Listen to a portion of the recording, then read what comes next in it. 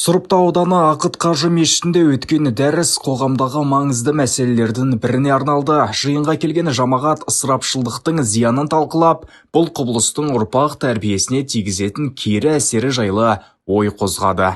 Ысырапшылдық ұрпақ үшін де зиян деген тақырыпта келелі кеңес болды. Бұл кеңес мәселе халық үшін керек өзекті тақырып. Қонақасы мәселесі талқыланып, үйде берілетін болып бекітілді.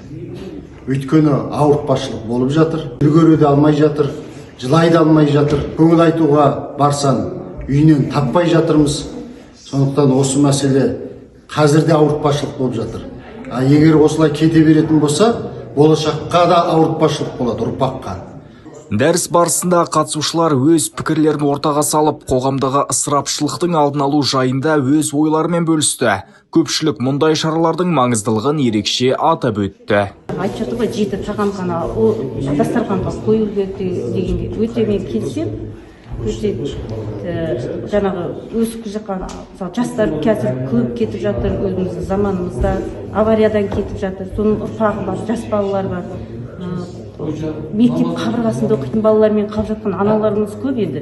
Солардың бәріне өте зиянымыз емес, пайдамыз тисе деп ойлаймын. Батасын жасап, көңілімізді айтып, жаңағы қонағасы үйінде болса, ағайын туыспен ғана үлкен ақсақалдар еді. Мен өз ойым келісемін осы кісілердің айтқан.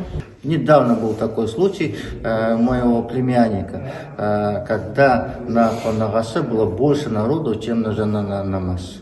Ну, я думаю, погодные условия повлияли, но это не совсем правильно, потому что Қонағасы это самые близкие должны собираться.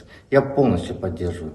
Дәрістен кейін жамағат имаммен сұхбаттасып, күнделікті өмірде ысырапшылықты азайтудың жолдары туралы ой бөлісті. Қатысушылар әсіресе отбасылық тәрбие мен қарапайым дағдылардың маңызын атап өтті. Шара соңында көпшілік әр адам ысырапсыз өмір сүруді өзінен бастау керек деген ортақ пікірге келіп, алған тәлімдерін күнделікті тұрмыста қолдануға және басқаға насихаттауға уәде етті.